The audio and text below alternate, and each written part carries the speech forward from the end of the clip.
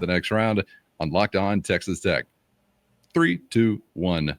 Where in the world is Joey McGuire collecting 4 and 5 stars? Chris, doesn't sound like they're just sitting on the couch watching football and grilling like we hope to be. The question from Lance about recruiting efforts during this quote-unquote idle week. What's happening? Yeah, and it puts Joey in a weird spot because it's like, okay, you have the one free week, and I guess he'll have one in mid-November. By then, some team seasons could be over with, or it could be playoff football. But where shall I go on my one free Friday night?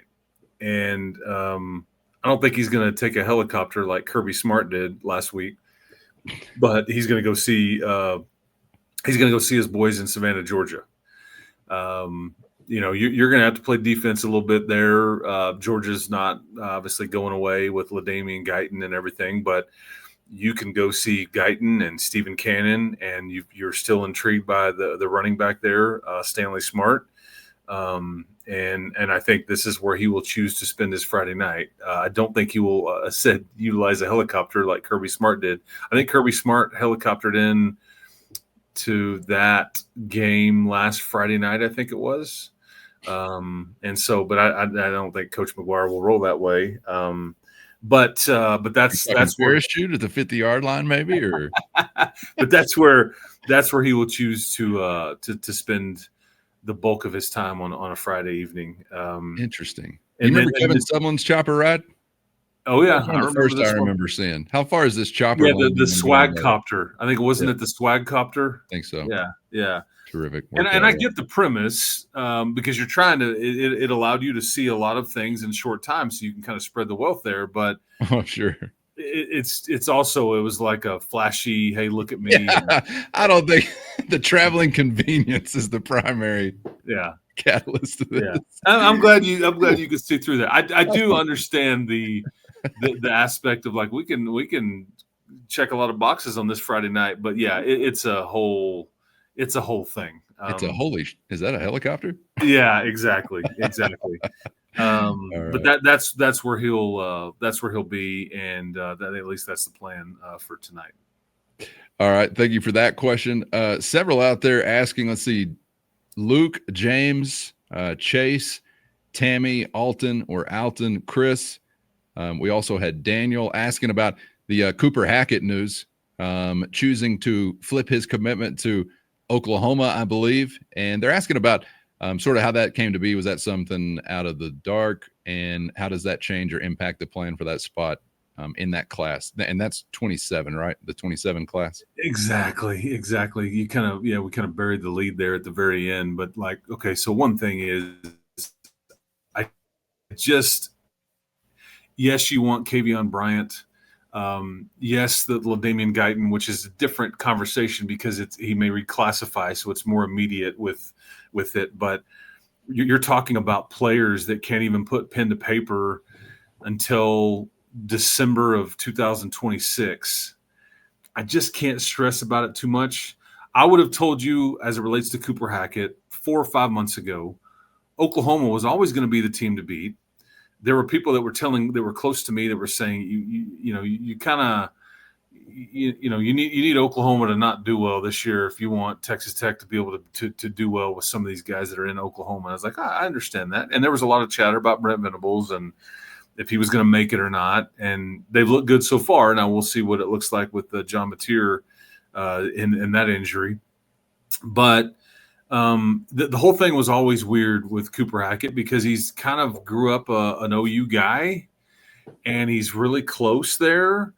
And, once this first rumored commitment was going to happen after the Felix Ojo one, they came, he and Dad or whoever did these interviews and was like, we're not going to go somewhere because of money and we're not going to do this and that. And then he commits to Arkansas or goes and visits Arkansas. Anyway, the whole thing was just kind of bizarre, I guess. And it doesn't surprise me that he ended up committing to Oklahoma and saying, okay, I'm home. But like it took you a bit.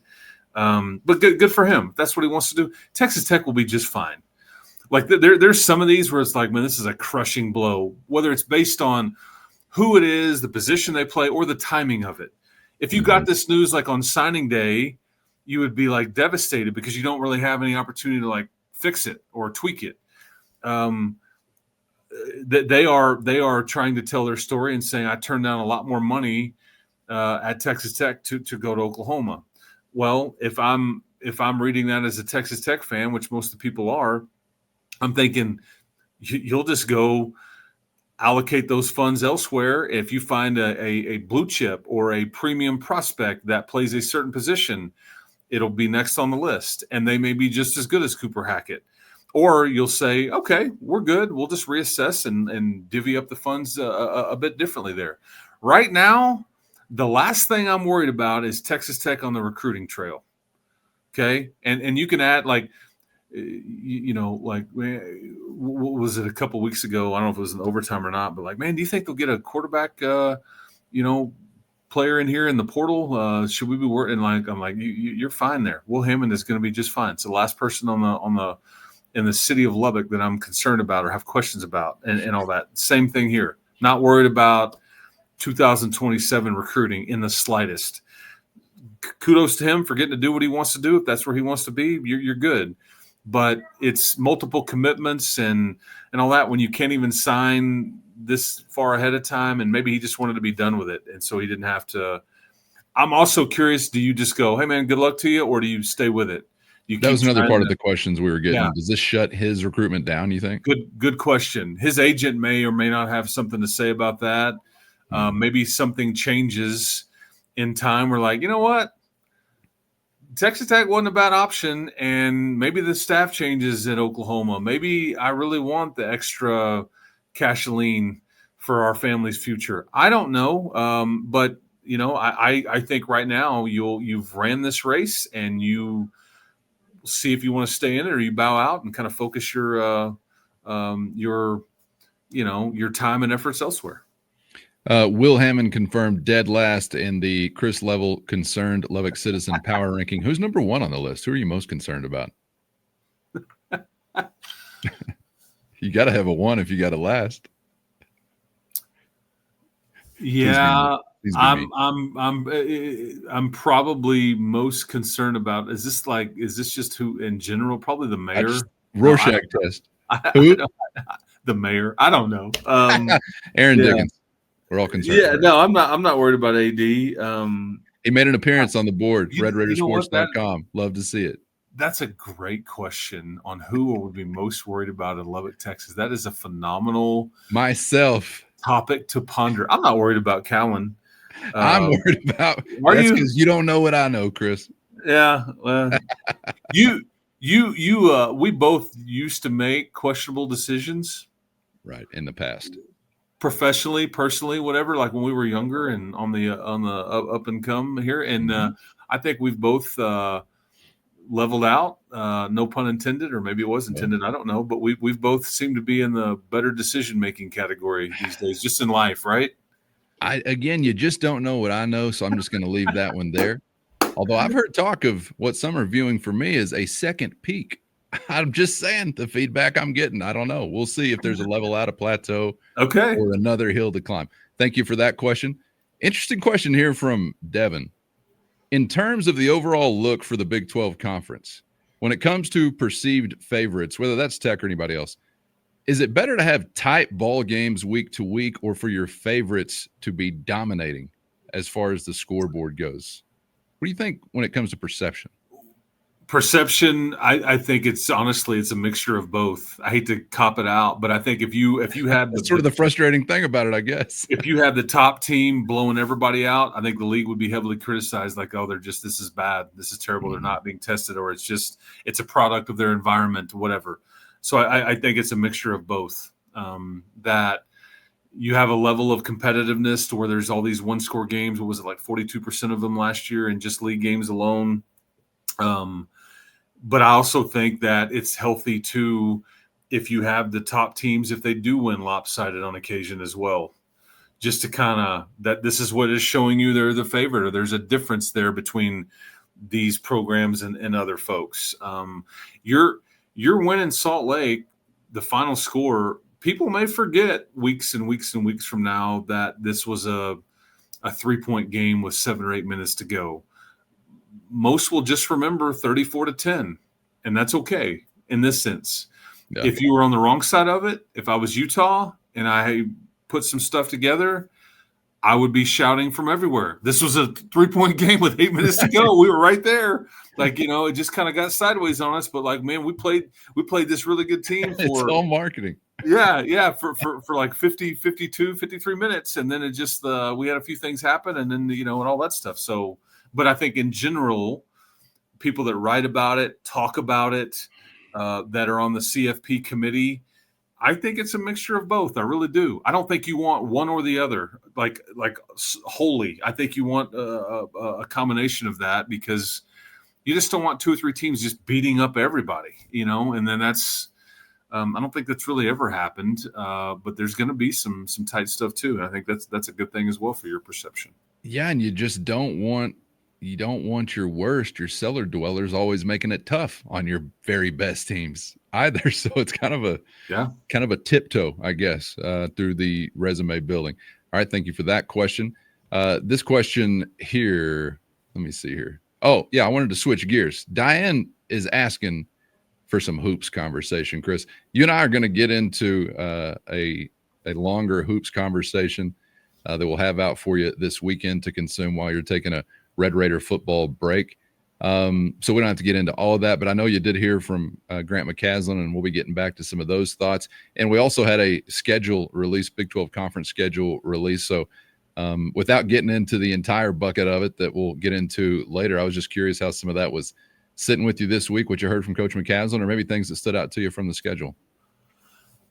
Well, I guess it's weird that you're playing both games versus Houston in the first 3 weeks of the season. That's kind of a weird one. You wish there was a little bit more. I don't know, because if somebody on either side of it is dinged up, that they could end up missing both games because they're so close together. What is like the 6th and the 24th? So it's just the way it worked out. The Sunday trip to Morgantown was a weird one. That'll be Grant McCaslin going against his buddy Ross Hodge. I mean, they are extremely tight, have a great relationship, and the Sunday aspect is weird. It'll be weird getting on a bird on a Saturday to go play a Sunday game on the road, but you hosted one of these last year. As far as and there's some other scheduling stuff, but I will say that the main thing I heard from Grant, and I think he kind of said it in so many different ways and then said it just bluntly, was that we expect everybody to be available for the first game. Because there's been some talk about Josiah Mosley and Luke Bomboye or how injured are they? Are they, how bad is it going to be? And if he's saying that they should be good by November the 5th, I guess it is, then hallelujah. I mean, I think that's what you wanted to hear. And whether they, suffer a setback of some sort, but I think that was my main takeaway is the health status of everybody, just because of what you have staring you in the face right out of the gate. I mean, you're in Champaign, Illinois in week 2 of the season. Yeah. Like, boom. I mean, like against the top 15, top 20 team. I mean, so these potential injuries or depth concerns or whatever, it's like, no, you're going to, we were talking about fires a while ago. Like you're going to get dropped onto the hot coals. So that's the Big 12. Yeah. And we are the flame makers. Speaking of scheduling, and maybe we can get into this, and when we start talking basketball more, I did think it was important for Grant, because I thought about you when he said this. Here I'm like pointing, and I was always taught, don't point at people, it's rude. But this is an excited point. This was a positive point. He said we are desperately trying to work on our home schedule, okay, and make it better for fans. We are trying to sort through cooperation from other, because it takes 2 to tango, right? Sure. And that's why this was a positive that we do have a home and home with Illinois, because Illinois will be coming into Lubbock, Texas a year from now. But I think they're trying to start more of these things because, I mean, Carolina and Kansas do this. I'm trying to think of some of the other big ones. These are true home and homes when they could go play at any neutral site in the arena and any neutral site, like those two programs would love to have it. But he also indicated it is important for us as a program, recruiting and for our fans, to play in the Metroplex every year. They will seek that out. But I didn't want to bury the lead in that. They want to make the home schedule something with more meat to it. So he was trying to achieve that, and was outspoken about that. So I thought about you because I thought it'll be really fun when Illinois plays a home game here. That's a legit Big Ten Power 4 program with some history and some recent success and a really good coach. So you're just trying to replicate, I think, what you get in the league. I mean, just the intensity of some of that, and you can't do it exactly, but I'm glad the effort's being made. And I know it's not just flipping a switch, but I think everybody's going to like to hear that is a priority. Scheduling wise, I thought actually, and I know there's some tricky sequences, but I thought for the most part, and maybe I was just expecting the worst, I don't know, but as far as some of the rando days we're not accustomed to, I thought you mostly dodged that. I thought your Saturday slate at home, I was glad for with some of what you're getting there. Now your Saturday slate on the road is a damn gauntlet, but that's maybe again just life in the Big 12. This is intentional though. This is them putting their best foot forward with the television product. Yeah. And trying to, and it'll be interesting to see platform and time and start times with a lot of these too. I think it'll be a little bit more clear on what I'm saying about the intentionality of the Saturday home and away schedule. I think you'll get a good feel for why things are the way that they are. How about that? But I sort of thought, Chris, I mean, I know you got a big Monday against Kansas. You can't be mad at that. But some of your bigger home games coming on a Saturday, I was happy to see with BYU or a Houston. Again, intentional. Yeah, K-State, Oklahoma State, the others there. It's going to be a strange little jaunt here. You're liking, I know everybody was liking to see Houston and then a separation of about a week before you head to Orlando. But boom, that's right ahead of Monday against Kansas. So you got a 48-hour turnaround there. And then you mentioned the West Virginia Sunday in Morgantown, which is strange in and of itself and always challenging. But you're back at it midweek for Colorado, and then you're doing the Arizona two-step that following weekend and that next Tuesday. And I think that's going to be an interesting sequence there also for the traveling party. Yeah, because you talking about the 2-game trip to Arizona? Yeah. Yeah, because this is – I guess this is going to be a regular thing. Every year you may have a scenario like this, and so far it's like it was Utah one year, it's the Arizona the next, and so I'm understanding that you're going to do this trip to Utah a year in the 26-27 season, and that'll be kind of how it goes until we get the next Matrix or whatever. But yeah, that'll be Arizona. Leave on a Friday, play Arizona on a Saturday, sit around and be bored on a Sunday and a Monday, and then play Arizona State on a Tuesday night. Be a long trip to the state of Arizona. So hopefully the weather will cooperate. But yeah, this was what really benefited you though last year. This is where you really figured it out, and it was a bit hit and miss. I mean, what was it, New Year's Day or New Year's Eve against UCF? And it's like last year at home, and you're like, what is going on? Yeah, I think so. and then you then the final score made you think, what the is going on? Exactly. But after you returned home from the 2-game trip to Utah, life was a lot better, and so was your team. Yep. And so were certain pieces of your team, like Elijah Hawkins. I don't know, Chris. We were concerned about JT's body language. Remember, leaving Utah, something may be amiss. Exactly, and I was going to point that out. In Provo I guess that was a Tuesday night. And again, the 2-game trip to Utah was not JT Toppin's highlight reel. No. He was a non-factor in really both games for the most part. And that's why it just goes to show you, and ended up being Big 12 Player of the Year. So take it game by game, folks. Yep. Take it game by game. Okay, one more to wrap it up. I think fitting. This one from Ronnie. Chris, give us your unbridled, unfiltered take on the environment at Who Gives a Crap Eccles Stadium. Okay. It was legit. But I think their team has a lot to do with that. They were some of the people I dealt with weren't this, but large in part, they were intelligent football fans. I think some of the people I dealt with on social media, I should say, like some of the lowest common denominator, they're whatever. And they're all nameless, faceless, like, soft, Sure. SAWFT. But karma remains undefeated, as we said. What Joey liked about it, there's two things that I think that he really wanted to incorporate into what you do at home, is that I think they love the false start meter. Yeah. I think that was a real thing. And it's kind of like basketball does something at the USA. It's like dunk meter or missed free throw meter for the opposition. And I think that is a very visual component of you matter, fans. Like, and when you get one, it's like, okay, we're going to get louder. And because remember, Calvin, you were right there. It was part of the 2 minutes and 36 seconds or whatever that you played against Oregon State. They had not one but two false starts right out of the gate. Right. And you could feel the crowd go, oh, I mean, because they were rattled. Yeah.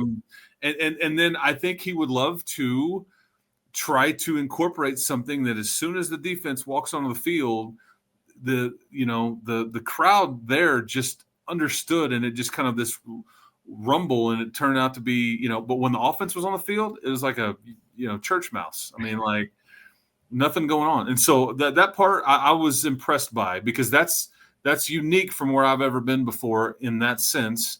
It was really loud, but and the acoustics of the mountains and all those things, I think, helped the noise level, but it wasn't like otherworldly. I mean, were they pumping in crowd noise through the speakers? I heard a lot about that. I don't know anything. No, I don't believe so. Okay. This is sacrilege. I'm going to say this to you. So just hear me out, or don't hear me, which is the point.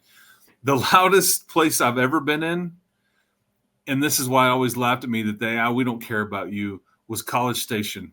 Yeah. I had Robert Giovanetti standing next to me. This was in 2006. I had, and it was like the game where it's like, man, even a pirate can beat a soldier, or whatever. And I'm literally standing next to Robert Giovanetti, right next to me, and I'm talking to him pretty loudly, and it's not, he can't hear a thing. like, what are you talking? Or are you just, that is by far the loudest environment I have ever been in before, and this wasn't that. There were a lot of people bristling, a lot of Tech fans, I think, bristling. And then I saw as well, more maybe across the Big 12, some of the Hateful Eight just bristling at all the pub Rice's Stadium was getting, because of this was my point, from College Station or Norman or Lincoln, Nebraska, or wherever in the history of the Big 12 we've been accustomed to. Oh, yeah. So whatever. I do think, well, I've already been on the receiving end of some messages as far as amping up certain efforts at certain times in the game, whether that's me screaming bloody murder or making threatening comments to the opposition or whatever it may be. I think the effort is underway, specifically when you're talking about the arrival of the defense on the field. So the message was clear. I think the impression was made, and it's good to. It doesn't shock me whatsoever that you are saying what you're saying, and a guy that you work with closely as far as game management and kind of the presentation of the game was there with us in Salt Lake, and he monitored all of this firsthand. And this is why Texas Tech is good at what they do, because they want to make sure what's everybody else doing, and let's go experience this for ourselves, and let's pull a few things, because and there's a couple of notes that Utah can copy off of as well, as in the 34 points we put on that ass. Yeah, that's right. What an enjoyable open week, Chris, made mostly possible by that Saturday. So enjoyed all the time, man. We're back to a game week on the other side. Enjoy your weekend and all that it includes. Appreciate some extra time for the OT, and we'll see you for the next one, man. Yeah, and other than those few things in the loud noise there in Salt Lake, their game presentation was less than across the board. Way less than Pac-12 theme, it seems like, compared to Jones AT&T. I mean, not even close.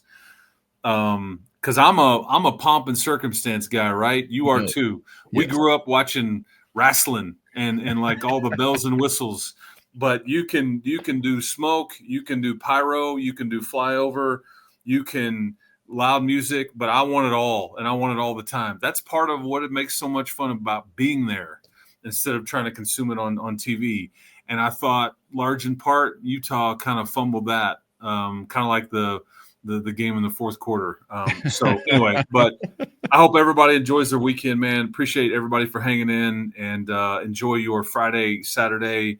We'll be back at it and talking to everybody on Sunday, maybe about some round ball. Maybe we'll look at how the Cougs fared against Oregon State. Are they, in fact, undefeated? We will tell you next time we resume, and see what kind of prime time matchup we got coming up in H-Town. That's right. Can't wait. Everybody needs something to do during the Cowboys game, so be on the lookout. Maybe coming up Sunday, we'll give you a distraction, but we do want to spend some time talking hoops during this open weekend, and we'll take in some of that sound from Grant McCaslin, so be on the lookout for that. Of course, you're the first to know. You're the Matador Mob, and you're number one in our hearts. Thank you so much for being out there and filling up the mailbag. Keep the text coming anytime on any subject. Appreciate you. For Chris, I'm Casey. Have a great weekend. We'll see you on the other side.